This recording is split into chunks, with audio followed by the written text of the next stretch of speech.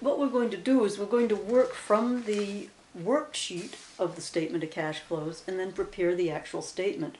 We focus on the bottom half of the worksheet where it says statement of cash flow effects. And the cash flow, the actual statement, is set up in the same format. It's just that we do it in, we do it up a little bit prettier, I guess, so that the bank and creditors and people looking at it will understand what we're doing. So we start off with our first section, cash flow from operating activities, and the first item we put in there is net income. Okay, so we go net income. And if we look at the, the right-hand columns at the bottom where we have the totals, we're starting off with the, net income of 93,000 here. And then the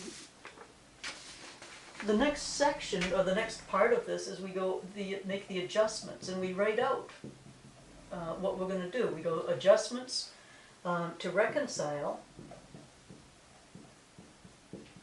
net income to net cash, or to cash provided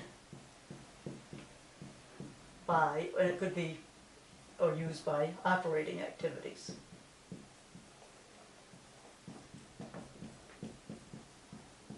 Okay, and so here's where we make our adjustments, and we go right to the worksheet.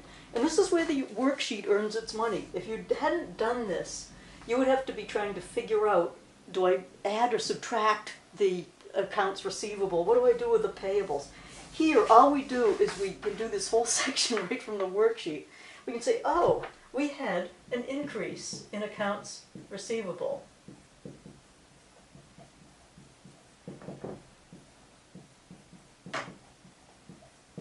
And we can see that we have to deduct that. That's in the credit column.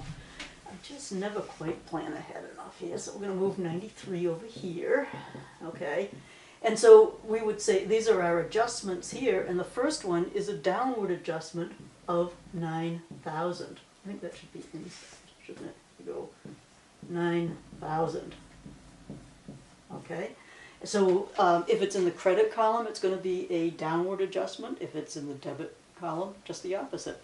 So then we say, okay, we had a decrease in inventory.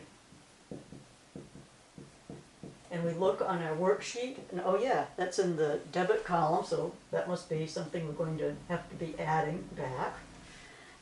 Decrease in accounts payable. Accounts payable. So we've gotten all this information right off the worksheet, and that's in the credit column, so that's going to be a downward adjustment. And then depreciation expense.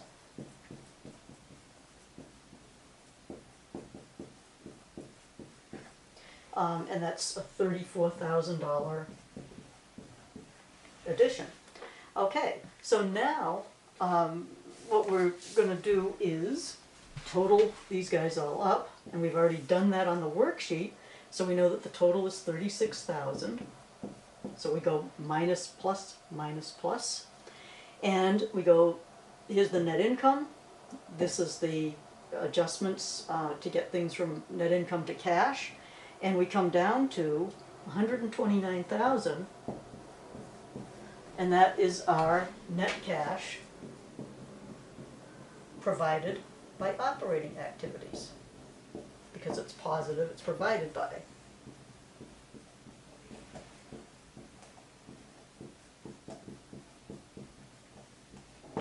Okay, then we come down to our cash flows from investing.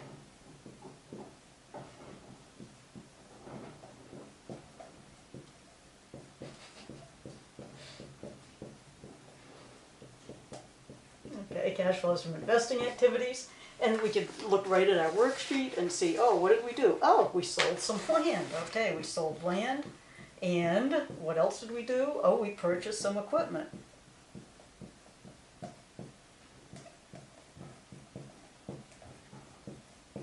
Okay, so we come over here and we say, okay, the sold land, that's in the debit column, that's an addition. And then purchased equipment, that's a use. Okay, and then we come down to our net cash well, let's see, net cash, it's going to be used by, because it's going to come out negative, investing activities. Okay, I got to abbreviate investing activities. And so that comes out to negative 45,000.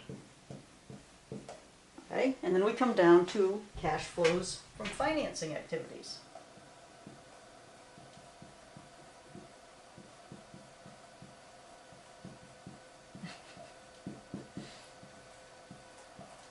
Okay, and what did we do? We issued some stock.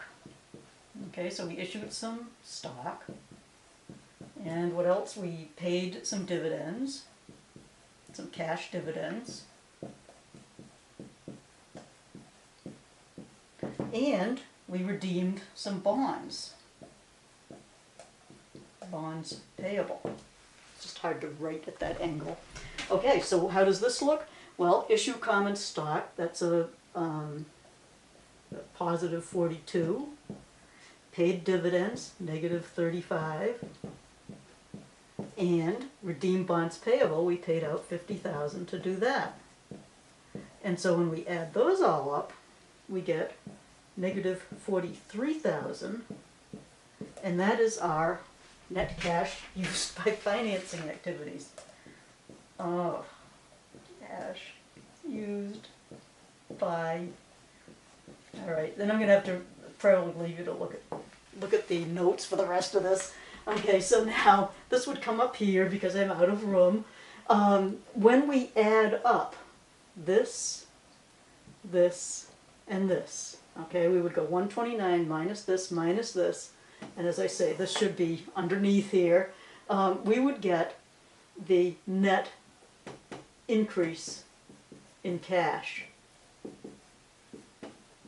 of 41,000.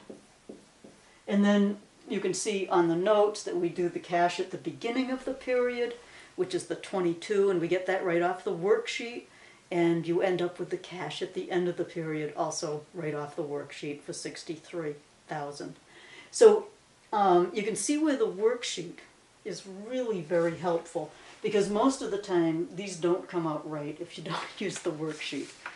Okay, so that's kind of translating from the worksheet to the actual statement of cash flows.